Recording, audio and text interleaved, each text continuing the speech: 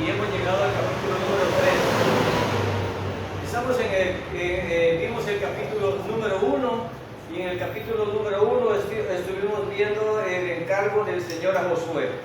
Podemos ver ahí que él pues le sustituye a Moisés y le dice pues, le encarga que lleve ese pueblo. Decíamos que Josué a esa altura ya tenía 90 años, ¿verdad? Y tenía alrededor ahí de un par de millones de personas ahí que él llevaba.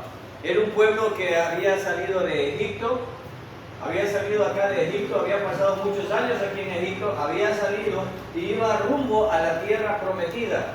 Y en este momento pasamos al capítulo 2 y en el capítulo 2 aparece ahí en donde llegan a la frontera, el río,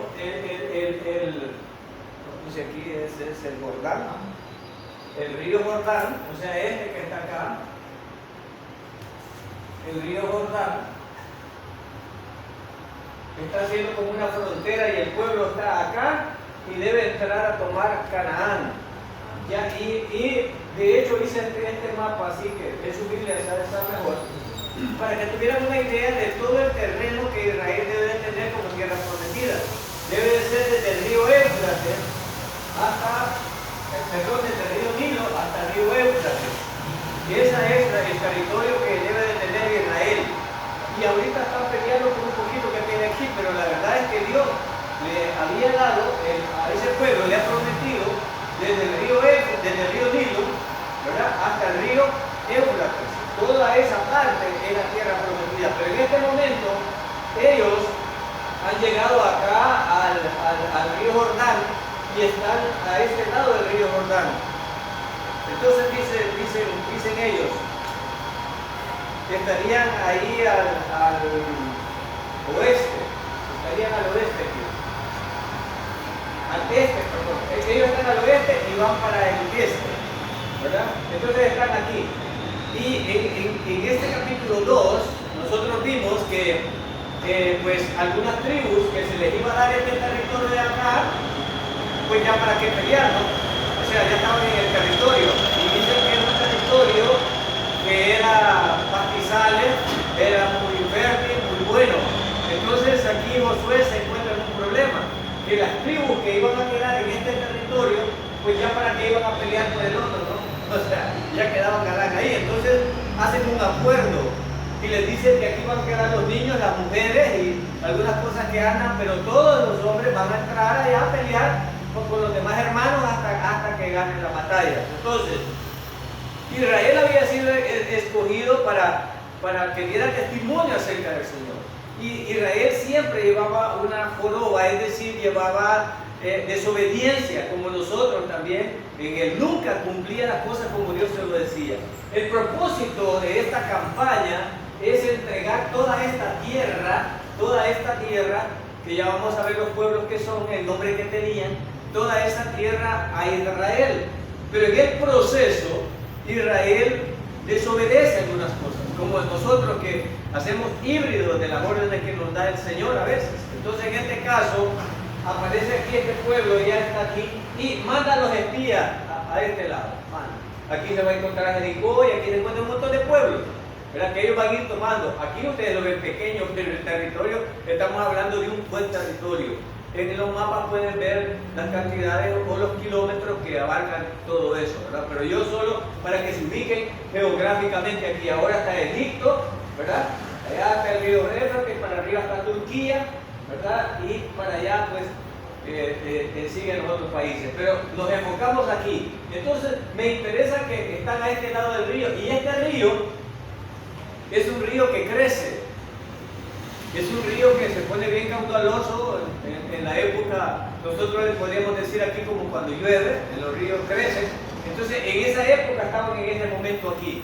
Entonces uno de los problemas para ir a conquistar Canaán era el río, ¿verdad? Era el río. Habría muchos más problemas que podríamos tomar en cuenta. Gente que no estaba preparada para la guerra, cargaban con mujeres, cargaban con niños, cargaban con objetos, cargaban con un montón de cuestiones, no tenían un lugar fijo. Entonces, había un montón de circunstancias que eran en contra de una campaña militar exitosa. Pero aquí hay una transición y en el capítulo 2 vemos un trato donde le dice Joshua al pueblo, bueno, Yahvé me ha dicho esto y vamos para así, pero de acuerdo, nosotros estamos de acuerdo contigo siempre y cuando Dios esté contigo. Siempre y cuando Dios esté contigo, pues démosle. Y es más, ¿sabes qué, Joshua? Si uno te desobedece, lo matamos. Lo matamos. Tan serio es este trato que si uno desobedece, pues lo matamos. Así que si Yahvé está contigo como estuvo con Moisés, pues nosotros no tenemos ningún inconveniente. Bueno, entonces llegan acá, pero aquí comienza el primer inconveniente. El primer inconveniente es que los que ya ven su territorio aquí, pues ya quieren estar cómodos y les dice Joshua, les dice Josué, no señores, ustedes van a entrar allá al pueblo y aquí estamos entonces. Y manda unos espías. Vayan a calcular cómo está la gente. ¿Cómo está la gente? Esto se hace en toda la guerra siempre. Tienen algunos grupos élites que tienen la capacidad de mezclarse entre la gente. Los ejércitos preparan personas para esto. Son personas que hablan ese idioma, personas que revuelven entre los demás, pero son, bueno, aquí en nuestro país les decíamos orejas, ¿verdad? Pero ellos entran. Entonces, ¿para qué entran? Para ver posiciones militares, entran para ver territorios por donde puede ser más difícil tomarlos, en donde sería más fácil, entran para ver todo eso. Entonces, en esta ocasión entraron, y entran a través de las murallas. La muralla, esta nave de la iglesia, imagino que tiene unos 5 o 6 metros, o más quizás unos 7, sobre la muralla hacían casas y allí algunos hacían prostíbulos o hacían cantinas. Entonces la gente antes de entrar al lugar donde iba, que estaban amurallados, pasaban por ahí y pasaban por las cantinas o por los prostíbulos, que eran así, y esto era, debajo estaba la muralla, o sea, esta casa estaba en alto, ¿verdad? Entonces estaba amurallada y la muralla quedaba arriba. En algunos hasta carruajes podían andar sobre la muralla, ¿verdad?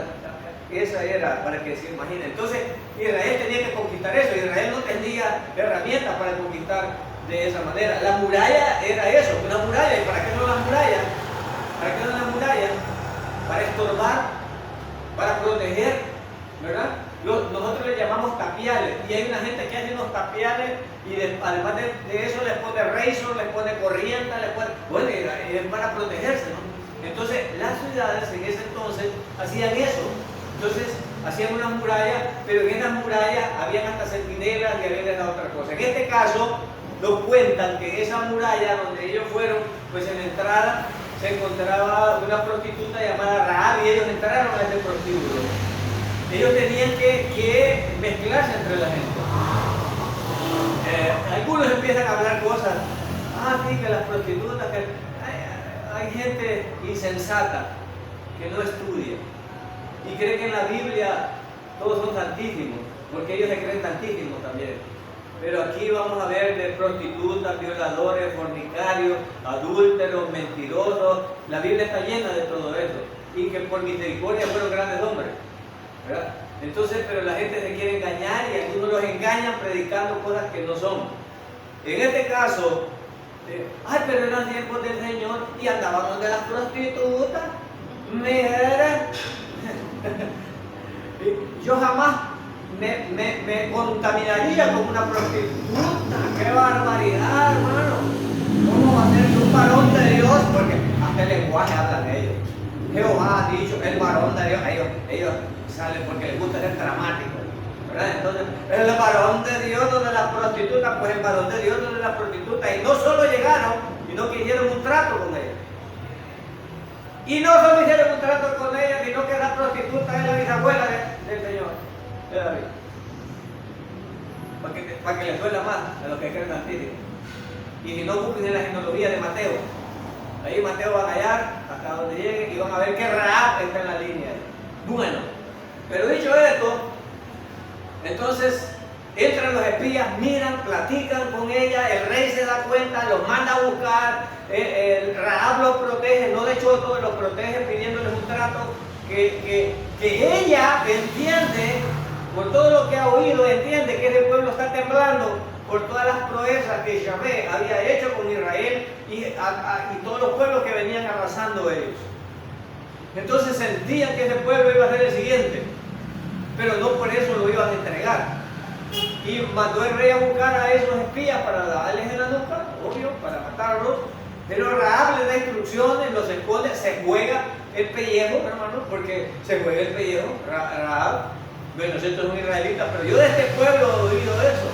Lamentablemente ahora la gente oye del evangelio de un Dios todopoderoso y lo ignora. Pero Rahab fue perceptiva y vio que estos eran ganadores. Y los creyentes son ganadores, hermano. Amén. Los creyentes somos ganadores en Cristo Jesús. Amén. Por lo tanto, hermano, Rahab creyó. Ahora si la gente no cree es su problema, pero él ha mostrado las proezas. Entonces Rahab solo vio que eran israelitas, no vio que es el pueblo que Jehová le ayuda y ya estamos fritos. Ella lo entendió. Los demás intentaban hacer otras cosas, pero Rahab dijo, yo hago un trato y voy a salvar mi vida y me juego el pellejo porque voy contra el rey y viene el rey y entra. Y entonces hacen un poco de crítica de las mentiras también, ¿verdad? Porque una mentira salvó a estos varones, ¿no? Entonces pasó ese trato, se ponen 3 días, los baja del muro y quedan ellos ahí con un trato hecho. Por fe, Rahab confiaba, no quedó amarrado solo por fe. Si vos abrís la boca, el trato queda disuelto y le damos en la nota. Si no la abrís, pues pon la cuerda roja, con la que bajamos, deja esa cuerda roja ahí y nosotros daremos la orden a todos que esa casa no la toquen. Trae a todos tus parientes y meterlos ahí. Entonces quedó el trato hecho. Y tu sangre, si nosotros te tocamos aún con esa señal, ya es el problema de nosotros. Pero si tú no abres la boca, esa sangre no cae sobre nosotros, sino que le vamos a dar con todo. Ellos le hacían victoriosos los centinelas que fueron, los espías que fueron, que hacían que iban a ganar, hermano. ¿Se hacían que iban a ganar esto? Sí, ya estaban haciendo el trato, ¿no? Ya se decía, nosotros vamos a estar aquí, ya se decía que... Pero ellos aún ahí andaban peligrando la vida. Se van, se ponen 3 días y llegan donde Joshua y llegamos al capítulo número 3. Capítulo número 3. Leamos. Temprano en la mañana siguiente, Josué y todos los israelitas salieron de la arboleda de acacias y llegaron a la orilla del río Jordán. Por eso estaba haciendo esto aquí. Llegaron aquí a la orilla del río Jordán. Aquí era la arboleda y llegaron hasta aquí. Hasta la orilla del río Jordán. Y allí estaba el tope, ¿no? ¿Verdad? Y llegaron a la orilla del río Jordán, donde acamparon antes de cruzar. Imagino todo el campamento que había aquí. Los de allá también mandan espías. No creas que es más sencillo. Ellos también calculan cuánta gente andaba y quiénes iban a entrar. Entonces estaban aquí y acampan a este lado preparándose para entrar a conquistar Canaán. Verso 2. 3 días después, los jefes israelitas fueron por el campamento y dieron al pueblo las siguientes instrucciones. Cuando vean a los sacerdotes levitas llevar el arca del pacto del Señor su Dios, dejen sus puestos y síganlos. Aquí aparece el arca de la alianza. ¿Qué es el arca de la alianza? El arca de la alianza es el símbolo más sagrado que tiene el pueblo de Israel. El arca de la alianza es esta película de Indiana Jones en donde buscan el arca perdida. Y todavía los científicos han analizado. La NASA hizo una arca de la alianza. Dice que, me cuentan, ya no investigo esta historia, pero cuando la leí, la NASA siguió las instrucciones tal como la dieron al pueblo, ahí está de la madera, todo, y dicen que no la habían terminado cuando aquella cosa empezó a echar rayos por todos lados. Algunos dicen que el arca de la alianza es un micrófono de los extraterrestres y que había una nave y que de la nave le hablaban a través del arca de la alianza y por eso el pueblo de Israel decía que era Yahvé. Van a hallar todo esto, estos se llaman, no sé si está en el History o en el History, y se llaman los alienígenas ancestrales, no sé qué ellos buscan. de la situación. Entonces todo lo bíblico lo relaciona con extraterrestres, y es cierto. Yo ya voy repitiendo un par de mensajes. ¿Hay extraterrestres? Sí. ¿Qué son los ángeles, pues? Extraterrestres. ¿Qué son los querubines? Los serafines. ¿Qué son extraterrestres? Los dos testigos cuando vengan no viven aquí. ¿A dónde viven? ¿Ah? Son extraterrestres. Dios, ¿a dónde vive? Yeshua, ¿de dónde dice que venía? Entonces, obvio, yo no sé qué es lo que le buscan más. Ahora que no son extraterrestres como lo que ellos se imaginan, sino que hay un mundo fuera de aquí que Dios ha prometido que nos va a llevar. Amén. ¿No es eso? ¿No es eso lo que dijo él? ¿O a dónde está él? ¿A dónde está él? Él dijo hace poco, estudiando Juan, dijo, si yo quisiera unas 10 legiones, yo las mando a 3. ¿A dónde están esas legiones? ¿A dónde están? Pues síganlo, son extraterrestres. ¿Son la vida? Habrá vida, claro que hay vida y eterna en otros lugares. Y es por eso que venimos a la iglesia, y es por eso que hemos creído en el sacrificio del Señor, para gozar de esa vida eterna. ¿Ven? Esa es la idea. Entonces este pueblo había sido escogido para llevar este mensaje, pero era el brazo de Dios en la tierra para disciplinar a la tierra. Ahorita donde van a entrar, y este es un conflicto que hay hasta hoy, porque es cierto, Israel ahorita viene a una tierra que le prometieron, pero que estos son dueños según ellos. ¿Quiénes? Los amorreos. Ya vamos a leer la lista.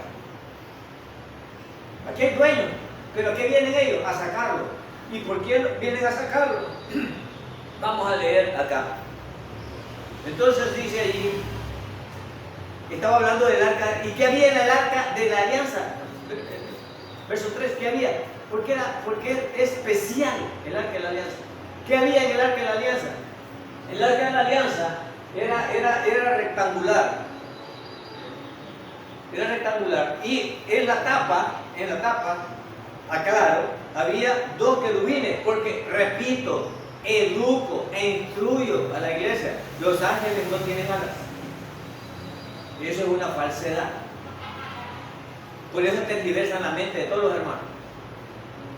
¿Cómo se llaman los que estaban topando ala con ala en la tapa del arca de la alianza? ¿Qué son? Querubines. Los querubines tienen alas. Los querubines tienen alas. Y hay otros que tienen 6. Según la clasificación. ¿Y cómo será en el cielo? Si allá hay ejércitos. Querubines, serafines. Están los seres vivientes, que esos seres no se describe nada, solo aparecen seres vivientes. ¿Cómo serán? No aparecen. Pero de los otros sí aparecen, con 2 alas están para adelante, con otras atrás, con otras vuelan, y los describen. Y por eso esos alienígenas ancestrales dicen, ahí están los extraterrestres. Sí, son extraterrestres, enviados por el Señor. Entonces, en la tapa había dos querubines, como haciendo reverencia, y tomaban las alas con alas en la tapa, a un lado un querubín y al otro lado otro querubín. ¿Y adentro qué había, iglesia? ¿Adentro qué había? Estaba la vara de Aarón, estaba una ración de maná, y estaba las tablas. ¿De verdad estaban las tablas? ¿De verdad estaban las tablas? ¿Cuáles tablas estaban ahí? ¿Cuáles estaban? ¿Las que Dios escribió estaban ahí? ¿Cuáles estaban? Las que Dios escribió, las quebró Moisés, ¿no? Las quebró. Tengan cuidado cuando hablamos, porque también eso. Estaban ahí, una réplica que escribió otro, pero Moisés cuando lo vio, las quebró. Las originales que Dios con su dedo había escrito. ¿Verdad? Una vez un hermano como a las 8 de la noche me mandó una pregunta, un texto, hermano, las tablas que estaban son de las que escribió Dios, no sé quién me había preguntado. No, hermano, las que estaban ahí son otras, porque las quebró las originales que Dios había escrito con su dedo. Entonces, eran símbolos sagrados para Israel, un pueblo poderoso, era un símbolo que lo hacía en especial a Israel. El arca en sí tenía poder, y el arca en sí representaba a Yeshua. Allí estaba la presencia de Dios. Ellos reconocían la presencia de Dios en el arca de la alianza. Al mismo tiempo que se creó el arca de la alianza, se creó el tabernáculo. Y el arca de la alianza estaba en el lugar santísimo del tabernáculo. Entonces Israel veía la gloria de Dios bajando al arca de la alianza. Nosotros hemos visto la gloria de Dios en Cristo Jesús. Amén. Nosotros lo hemos visto en Cristo Jesús. Entonces, pero ellos, esto era un ejemplo de lo que iba a suceder y Israel se iba adaptando a esto. Y Israel era el pueblo que tenía para proclamar esto. Entonces veamos la orden que le está dando Joshua a eso. Y verso 3, y dieron al pueblo las siguientes instrucciones. Cuando vean a los sacerdotes, se me escapaba algo aquí. ¿Quiénes cargaban el arca de la alianza? ¿Cualquier persona? No era cualquier persona. Es más, en esta ocasión ni las personas que estaban designadas lo estaban cargando. Hoy la iban a cargar los levitas de una tribu específica. Pero antes ya hay una tribu designada para eso. Pero en esta ocasión y en esta campaña eran los levitas que delegaron para eso. Entonces le dice a los sacerdotes levitas llevar el arca del pacto del Señor su Dios. Dejen sus puestos y síganlo en pos. En pos quiere decir detrás. En pos. Síganlo. Dado que ustedes nunca antes han viajado por este camino, ellos lo guiarán. Quédense como a 1 kilómetro detrás de ellos o a 2000, no sé cuántos codos dicen en la otra versión, pero es a un casi 1 kilómetro, es a 900, 400, 900, ¿cuánto? Son a 900. 1 kilómetro de ¿Cuánto? 1 kilómetro de Sí, pero no es 1 kilómetro completo. 2000 codos, 2000, ¿cuántos codos son? Pero son como 940 metros, algo así. Pero digamos que es el kilómetro. Entonces, imagínense ustedes al pueblo, digamos a estos miles de personas, a 1 kilómetro de distancia. No iban inmediatamente detrás. Imagínense la santidad o imagínense el respeto hacia la presencia de Dios. Entonces, en este caso, iban ellos a 1 kilómetro detrás. ¿Por qué? Porque ¿quién los guiaba? El arca de la alianza que llevaban los. Pero ¿quién les decía a los levitas por dónde iban a ir? Y aquí vienen los misterios. Y por estos misterios son que muchos dicen, estos eran extraterrestres. Y sí, lo estaba guiando Dios, ¿no? Lo estaba guiando Dios, porque ellos tampoco conocían. Por eso mandaron los espías, porque no conocían. Entonces, ¿quién les enseñaba el camino a los israelitas? El arca de la alianza, o sea, Cristo. ¿Quién nos enseña el camino a nosotros? ¿Y quién es el camino? Yo soy el camino. Entonces, este era un tipo de Cristo. Entonces, ustedes síganlo, porque ustedes lo conocen. Ustedes solo síganlo, a 1 kilómetro de distancia. ¡Wow! Eran maravillas que estaban pasando ahí. Recuerden que esta generación iba ahorita hacia el río. ¿Y cómo pasamos el río? Y usted puede decir, hermano, pero ya habían cruzado el Mar Rojo. ¿Cuál? Esta generación no había cruzado el Mar Rojo. De esta generación solo habían 2 que vieron lo del Mar Rojo: Caleb y Josué. Los demás habían muerto todos. Así que esto, con la misma incredulidad, no podemos decir que estas fieles tenían que nacer, porque ellos no habían visto esta proeza. Los que la vieron murieron. Así que aquí solo tenían que creerle a Caleb o a Josué. No es fácil, hermano. Nosotros lo vemos como un puentecito, pero la verdad que no es fácil. Ahora estaba conversando con una persona y le decía yo, uno predica, pero la gente no quiere creer. O la gente le dice, sí es cierto, pero no quiero nada con Dios ahorita, más allá. Pero le digo yo, y el pueblo fue incrédulo, la gente ha sido incrédula al mensaje que ha predicado siempre, y no son las pruebas. Porque hay gente que dice, si yo tuviera una señal, tienen pruebas y señales y es de más. Entonces me hace la pregunta a esta persona y me dice, entonces ¿cree usted que ya hay personas condenadas para el infierno? Me hace la pregunta. Entonces le digo yo, bueno, en la Biblia dice sí y no. ¿Existe la predestinación? Sí y no. Sí existe la predestinación para ministerios, para gente escogida por Dios, para ciertas acciones específicas que iban a hacer. Y no existe la predestinación para la salvación, porque Dios quiere que todos vengan al arrepentimiento. ¿Amén? Y por eso dice que se predique a toda criatura, de todas las naciones y en todo lugar. Entonces esto le da responsabilidad al ser humano. Yo ya nací para ser condenado, yo creo que estoy para el infierno. Hay gente que sí responde. Es mi destino. Es mi destino. No, usted es responsable. Usted es responsable. Pero sí, hay predestinación, sí. A ti te escogí desde antes del vientre de tu madre, yo te escogí a ti antes de la fundación del mundo. Sí, está escrito eso. Está escrito esa predestinación. Para el ministerio, para el conocimiento de Dios, para todo eso. Pero también existe la responsabilidad de la acción que puede tomar cada ser humano que tiene la oportunidad de oír el Evangelio. Caín y Abel, ¿recuerdan a Caín y Abel? Presentan una ofrenda. El Todopoderoso acepta la ofrenda de Abel, no acepta la de Caín. Caín le da la nuca a Abel. ¿Por qué? Por envidia. Pero el Señor aún le dispensa perdón al Señor. Le dice, ¿por qué no haces tú como tu hermano? Presenta la ofrenda correcta. ¿Y qué hizo Caín? ¿Tomó la opción esa? No la tomó. El Señor le dio la opción que tomara la opción correcta, pero no lo hizo. Entonces muchos de nosotros, En el versículo 29 del capítulo 8, donde habla de ¿8 de qué? hermanos, donde dice, porque a los que antes conoció también los predestinó para que fuesen hechos con sus hermanos. Esa predestinación se refiere porque Dios conoce cuál va a ser nuestra respuesta ante.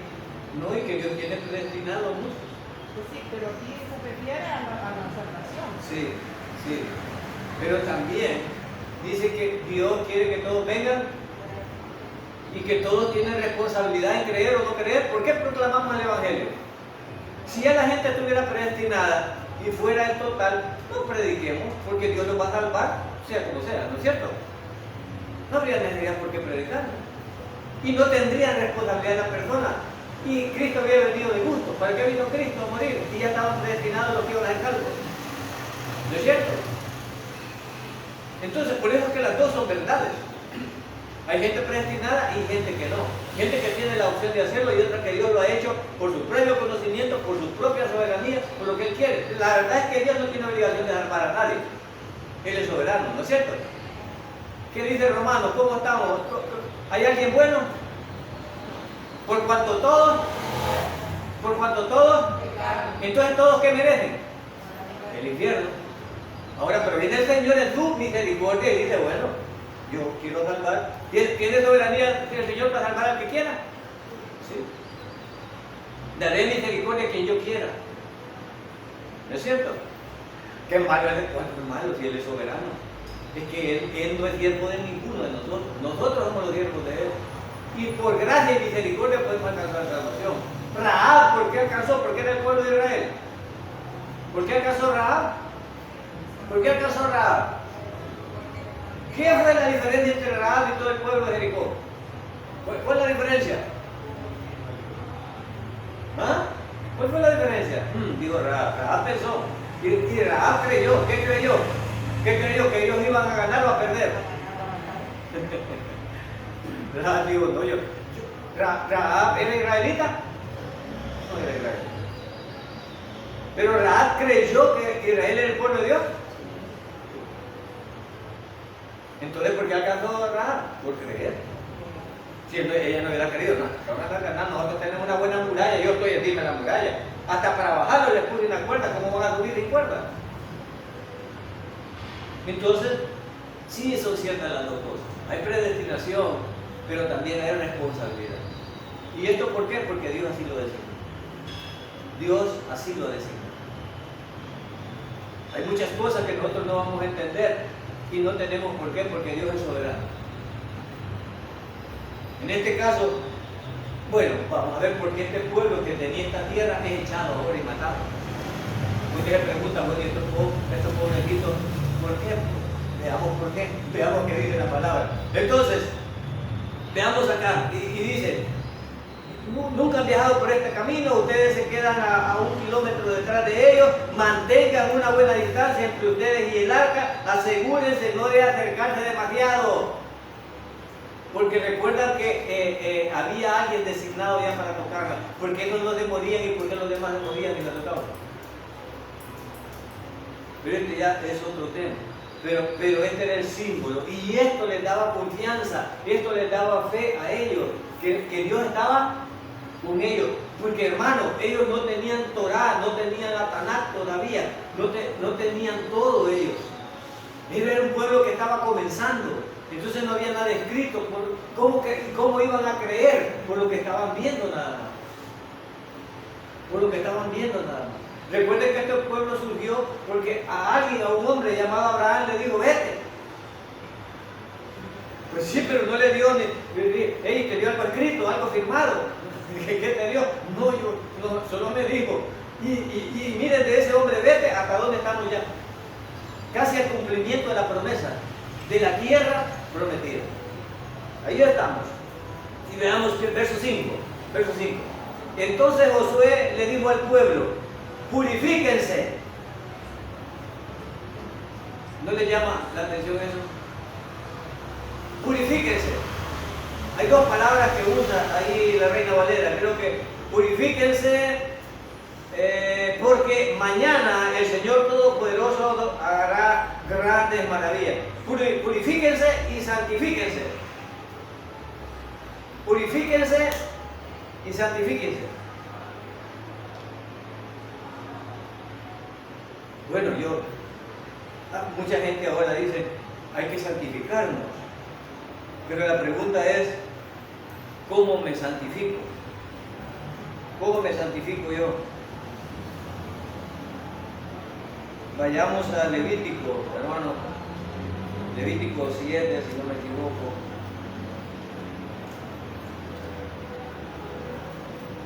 Bueno, del sacerdote, del negocio. Sí, verso 11. No, capítulo 11. Y empieza a darles instrucciones de los animales impuros. ¿Cómo se contaminaba a la gente? ¿Cómo se contaminaba a la gente? ¿Y de qué tenían que purificarse? Hermano, ¿cómo se contaminaba a la gente? Las mujeres que daban la menstruación estaban contaminadas. Las mujeres que habían tenido relaciones sexuales estaban contaminadas. Las mujeres que tenían flujo estaban contaminadas. Las mujeres que habían parido estaban contaminadas. Los hombres que comían animales impuros estaban contaminados. Los hombres que tenían flujo estaban contaminados. Porque usted se puede hacer la pregunta, purifíquense, pero ¿qué comprendemos como purifíquense? Entonces el pueblo tenía que entrar a un proceso ceremonial de purificación. Y hoy en día algunos quieren aplicar esto a las iglesias. También les dijo santifíquense. Entonces la purificación después del parto, ¿cómo se purificaban las mujeres después de la menstruación? Se purificaban que después de que le venía el último día de la menstruación, esperaban 7 días y ya estaban puras. El que había tocado animal mortal o el que había comido, tenía que esperar y había tiempo y había instrucciones de cómo purificar. Entonces les dice, purifíquense. Pero también les dice, santifíquense. Y allí en Levítico, si usted va desde el 11 para allá, ahí va viendo leyes para santificarse y leyes para purificarse. ¿Verdad? Ahí va a ver todas las instrucciones. No voy a dar una clase de eso, pero quiero contextualizar, que entiendan que cuando les digo purifíquense, ¿por qué el Señor no quería que gente contaminada y no santificada fuera a la guerra o entrara?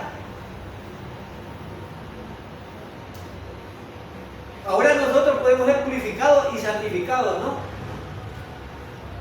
Pero ¿a través de qué? Del sacrificio de Cristo y la confesión. Y la confesión. Algunos hermanos tienen problemas todavía con el perdón. Dicen que ¿por qué pedimos perdón cuando oramos y Dios ya nos perdonó todos los pecados? Y esa pregunta me la hicieron en el seminario que estaba ahí y yo me retiré. Pero cuando nosotros estudiamos 2 clases de perdón. Hay un perdón por los pecados que es lo que estaba sobre ti para mandarte al infierno y fuiste perdonado de esa condenación, ¿no? Pero hay un perdón paternal, el cual nosotros ofendemos a Dios a diario, que no perdemos la salvación, pero le hemos fallado. Entonces confesamos y dice el Señor que si confesamos nuestros pecados, 1 Juan, ¿verdad? Entonces Él es fiel y justo. Entonces no habla de los pecados que nos llevan al infierno, sino de nuestra vida práctica, cuando nos ensuciamos, que le digo a Pedro, báñame. No, tú te contaminaste y solo te voy a lavar lavar los pies porque por la palabra vosotros ya estáis purificados. Es decir, ya tienen la salvación. Pero ustedes cometen errores y pecan a diario. Entonces, déjame ilustrártelo de esta manera. Yo, para ser de la familia Montes, yo no tuve que hacer nada, solo nacer de mi papá y de mi mamá, y mi papá que dio el apellido Montes, y tuve el derecho de llevar el apellido Montes. Entonces, habiendo nacido en una familia, ese apellido está conmigo ya por derecho. Cuando yo nací de nuevo, como una nueva criatura, Dios me dio la salvación y usted ya es salvo. Pero en la familia Montes habíamos 3 hijos. Y seguro que mi papá y mi mamá estaban contentos más con el hijo que menos molestaba. Y con el hijo que más perverso era, estaban enojados. Y le disciplinaban por las cosas que no hacía bien, ¿no es cierto? Pero no dejaba de ser hijo. Pero yo como hijo podía pedir disculpas, podía corregir y seguir en la familia. No me iban a sacar de la familia. Pero mi padre o mi madre podía estar enojado conmigo por mis conductas incorrectas. Entonces Dios, después que ha venido a la familia de Él, también en tu vida práctica tenés conductas incorrectas con las cuales dice, bueno, Dios al hijo que ama, castiga. Y no despreciemos la disciplina del Señor. Es una cosa diferente para no confundirla. Entonces yo sé que ya soy salvo, pero yo sé que cometo errores. Y el Señor dice, confiesa, para que no pierdas la comunión conmigo. ¿Y cuál es la mejor forma de estar con los padres? Cuando usted se porta bien, qué chulo, mi hijo lo ama, lo agrada y no hay ningún problema. Pero cuando el espote es vicioso, ladrón, mentiroso, los padres no tienen comunión con eso. Cada vez que lo ven no es para regañarlo, ¿no es cierto? Es para disciplinarlo. Y es más, y ese hijo a veces se aburre de que lo castiguen y se va, como el hijo pródigo. Y se pierde la comunión. Entonces eso es diferente. En este caso, el Señor le dice, purifíquense y santifíquense, 2 cosas, purifíquense y santifíquense. ¿Por qué? Porque en el antiguo pacto Dios les había dado instrucciones, el Levítico, ahí lo estamos viendo, para que se purificaran. ¿Y quiénes se contaminaban? Es más, les dio una lista de los animales impuros y de los animales puros.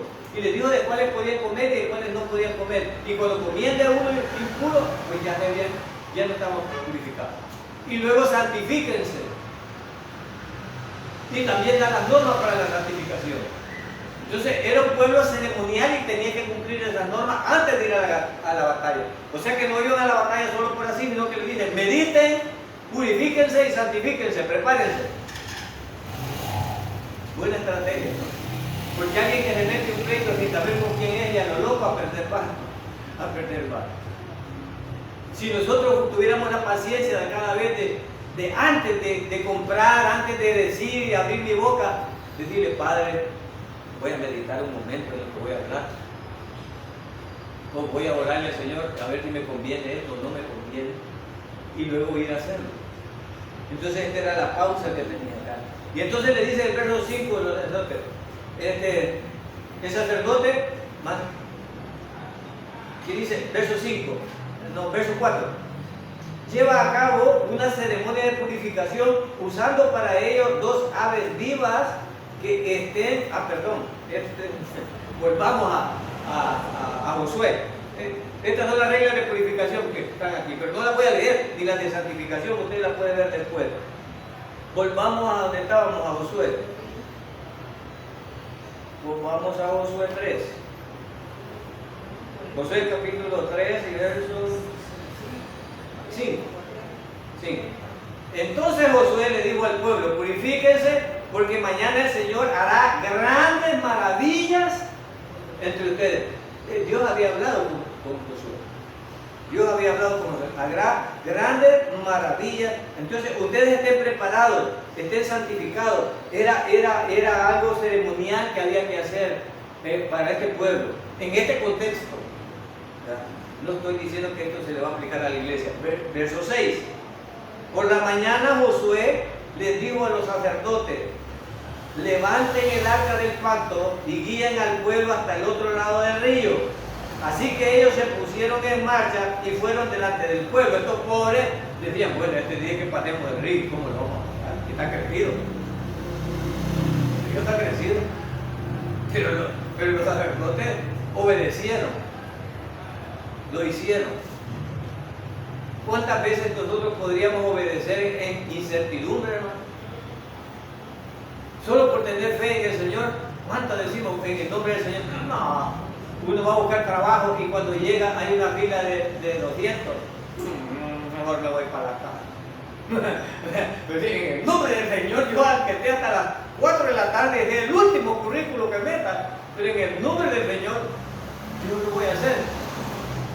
Pero cuando usted mira, eso le pasó al pueblo la primera vez. ¿Recuerda que llegaron a la orilla? No, dijo el don gigante, vámonos.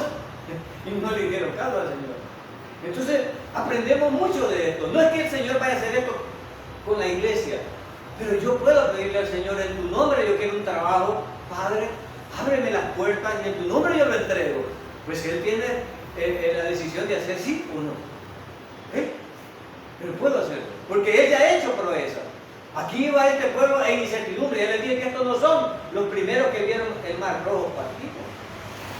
Y estos son una nueva generación. Y entonces van los sacerdotes ahí. Verso 7. El Señor le dijo a Josué: a partir de hoy empezaré a convertirte en un gran líder a los ojos de todos los israelitas.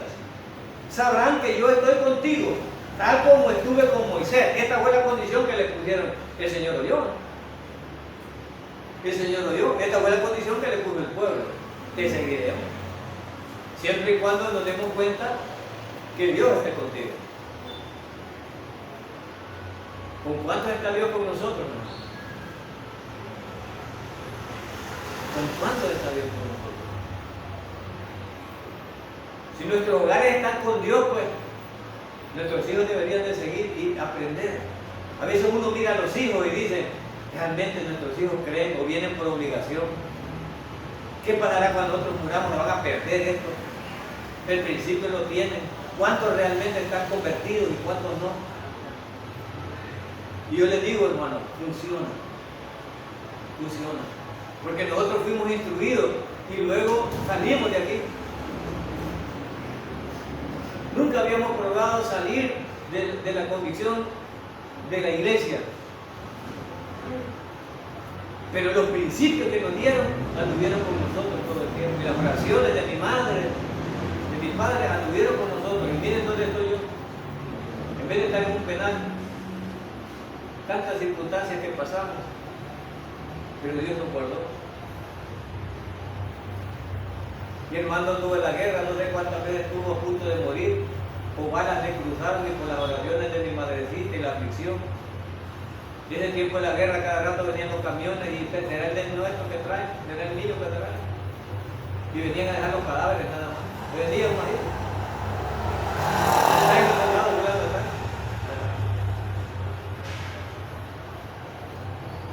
Pero uno quiere que nuestros hijos, como esta nueva generación que no fue rebelde, sino que esta nueva generación que lleva a Dios ahora va con nueva fuerza y teniendo esa convicción. Entonces, nuestros hijos a veces van a la iglesia porque los obligamos o porque realmente están viendo a un Dios todopoderoso, porque estamos viendo las Escrituras y que las Escrituras, con la historia de un pueblo verdadero, nos comprueba que son verdaderas, porque este es un ejemplo que ese pueblo existe. Existe Israel, hermano, existe el río Jordán, existe el río Nilo, existe el río Éufrates, existe esa tierra y que la están quitando tal por lo que dice aquí, que ellos vivieron antes y que Israel no es de allí. ¿No es cierto? Porque Israel era de allí, no era de allí. Pero aquí dice que ¿quién estaba dando la tierra? Dios. Dios. Entonces le dice verso 8, dale la siguiente orden a los sacerdotes que llevan el arca del pacto. Cuando lleguen a la orilla del río Jordán, den unos cuantos pasos dentro del río y deténganse allí. ¡Ave María! El río crecido y yo con esta caja y que me meta al río, que ordénale. Josué, pero si es que el río va crecido, ustedes den unos cuantos pasos y se detienen en medio, ni siquiera pasen corriendo.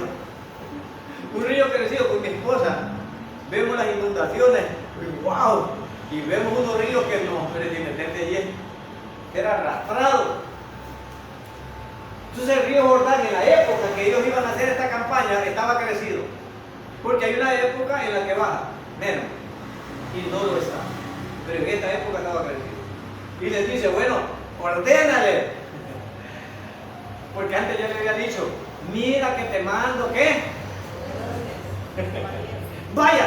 No, hombre, mira, vaya. El hombre tenía que. Mi esposa mi hija está aplicando a unas planas. Y dice que en la entrevista le dijimos, aquí queremos una persona con carácter. Para que lo denuncien en el Ministerio de Trabajo después. Pero la verdad es que con carácter significa con autoridad, ¿no? Porque una gente, no, vaya a hacer tal cosa. ¡No! Pues. Y usted es jefe. No, aquí Josué no da miedo. Pues no vaya. No, mira que te mando, le dijo, que te fuerte y que sea. Aquí te va a tronar, tenés que hacerle. Entonces le dice esto, se me va en ese río crecido, se me da unos cuantos, llegan hasta la mitad del río y se paran. Y crecido el río. Bueno, yo que voy a dar la orden, bueno, yo en mi mente voy y ahógame. Este pueblo me va a venir encima. Hermano, actuar en fe y confiando en el Señor no es fácil. Se ve bonito en la historia y nosotros sentaditos leyéndola. Pero si Dios le dice a alguno aquí, levántate y ve a tal parte. No. Yo pasé un conflicto y si yo estas palabras que ahora digo, y dije, tuviera la convicción y me dije, ¿qué? ¿Quién me paro? No, yo me aguanté. Me afligí, el Señor me mostró. Ya ves lo aguado que doy, trompa tenés para estar hablando ahí. Ahora te voy a enseñar que te café. Te voy a enseñar la capacidad que yo tengo de sacarte limpio en semejante lío que tenés, con todo en contra tuya. Y así lo hizo. Ahora digo, si hubiera sabido, me hubiera parado a mí. Digo yo ahora. Pero en ese momento uno le agarra temblete. Es lo mismo. Entonces esta gente decirle que un río crecido y que se metan los 4 o 6 levitas que van allí, no crean que él no tuvo los miedos, que él no se iba a meter, pero si dijeron de ahogado lo van a matar. Pero veamos qué sucede. Pues no solo digo que lo pasen, sino que se paran en medio. Se paran en medio con el arca. ¿Verdad? Entonces le dice él, dale la siguiente orden, cuando lleguen a la orilla del río Jordán, den unos cuantos pasos dentro del río y que se detengan ahí. Verso 9. Entonces Josué les dijo a los israelitas, vengan y escuchen lo que dice el Señor su Dios. Hoy sabrán que Dios, el Dios viviente, está entre ustedes. Sin lugar a dudas, Él expulsará, y aquí vienen los pueblos, Él expulsará a los cananeos, a los hititas, a los hebeos, a los fereceos, a los gergeseos, a los amorreos, a los jebuseos, de delante de ustedes. Entonces la misión era sacar a toda esta gente de aquí. Y usted dirá, pobrecito, si son sus casas. Pero esto, cuando yo les mencioné santificación y purificación, la santificación tenía que ver, no te metas con la hermana de tu esposa, no te metas con la esposa de tu papá, papá no te metas con tus hijas no te metan entre hermanas. Esas son las leyes de santificación. No verás la desnudez de tu padre, no verás la desnudez de tu madre. Esa es la santificación. No te meterás con la hermana de tu mujer porque la provocarás a celos. Y había un montón de leyes de santificación.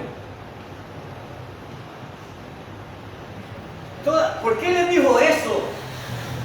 Porque tanto las leyes de purificación como las leyes de santificación, estos animales habían violado todo eso.